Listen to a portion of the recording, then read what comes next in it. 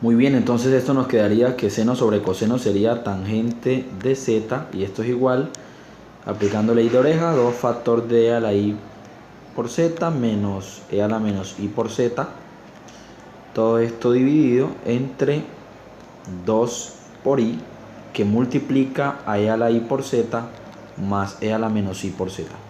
Pues aquí podemos cancelar algunas expresiones y nos quedaría una expresión para tangente, pero normalmente la mayoría de los libros de texto recomiendan trabajar la tangente de z como seno de z sobre coseno de z, y decirles que las fórmulas trigonométricas que aprendimos todas son válidas, como por ejemplo el caso de esta fórmula fundamental de la trigonometría, que es la identidad fundamental de trigonometría, que coseno cuadrado de cualquier ángulo, en este caso el ángulo es un número complejo, más el seno cuadrado de cualquier ángulo, siendo el mismo que utilizamos para el coseno, eso es igual a 1. O sea que se mantienen vigentes las mismas propiedades que nosotros trabajamos con números, con ángulos que pertenezcan al conjunto de los números reales.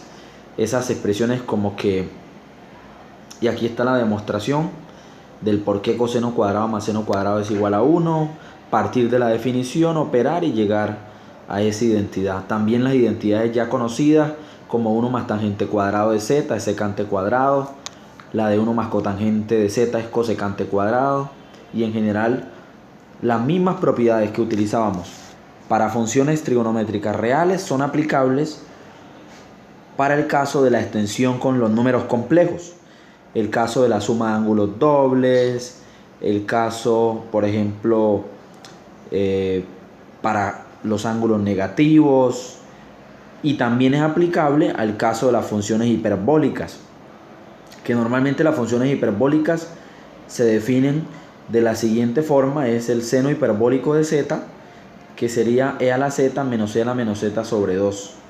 En el caso de coseno hiperbólico, en vez de una resta se define como una suma. Tangente hiperbólico se define como el seno hiperbólico sobre coseno hiperbólico, es decir, en efecto se mantienen las definiciones, salvo con una pequeña variación para poder determinar o construir en el caso de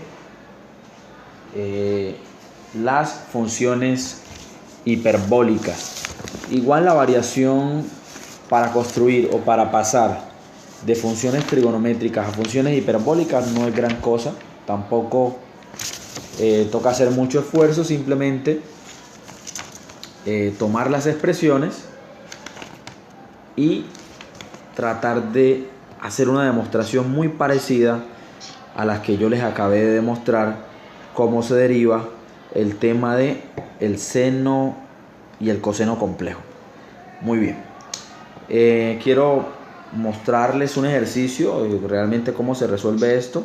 Quiero hacerlo, y para ello pues vamos a abrir una nueva página y me piden, por ejemplo, calcular coseno de pi más i.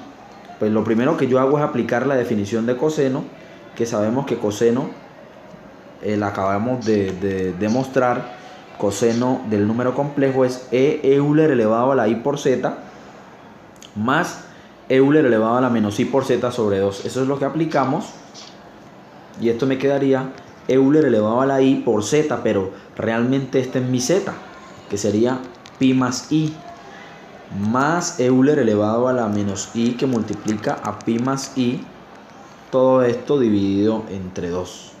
Por lo tanto, esto va a ser igual a Euler, aquí me va a quedar, voy a destruir paréntesis, a la menos 1 más pi por i, más Euler elevado a la, aquí me va a quedar 1 positivo, menos pi por i.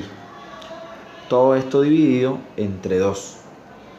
Pero, ¿quién es Euler elevado a la menos 1 más pi por i?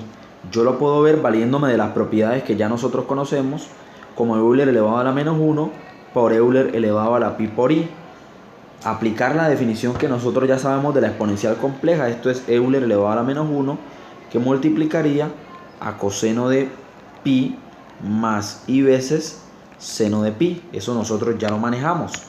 O sea que Seno de pi sabemos que esto se anula y coseno de pi sabemos que es menos 1, o sea que esto me quedaría, en pocas palabras, menos Euler elevado a la menos 1. O sea que Euler elevado a la menos 1 más pi por i, organicemos mejor esta cuestión, esto me quedaría Euler elevado a la menos 1 multiplicado por menos 1, que esto es menos Euler elevado a la menos 1. Ya tenemos una expresión equivalente para esta. ¿Y quién es Euler elevado a la 1 menos pi por i? Aplicamos la misma definición. Esto es Euler elevado a la 1 por Euler elevado a la menos pi por i. Esto no es más que Euler multiplicado por coseno de menos pi más i veces por el seno de menos pi. Vamos a organizar esto aquí, seno de menos pi. Sabemos que el seno de menos pi, esto se anula. Seno de menos 180, eso es 0. Y esto me quedaría entonces que Euler elevado a la 1 menos pi por i.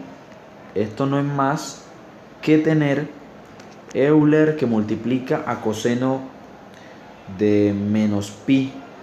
Esto es Euler que multiplica,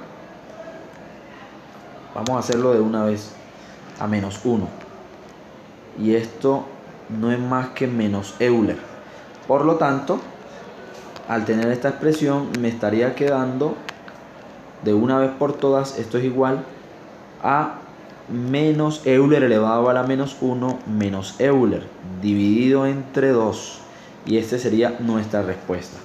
A manera de ejercicio les quedaría a ustedes, eso es lo que ya está resuelto aquí, a manera de ejercicio les quedaría a ustedes calcular expresiones como seno de pi más i, seno de pi menos i y tangente de pi más i, a manera de práctica. Esto no tiene dificultad porque simplemente reemplazar en la definición tipo exponencial y aplicar propiedades y simplificar.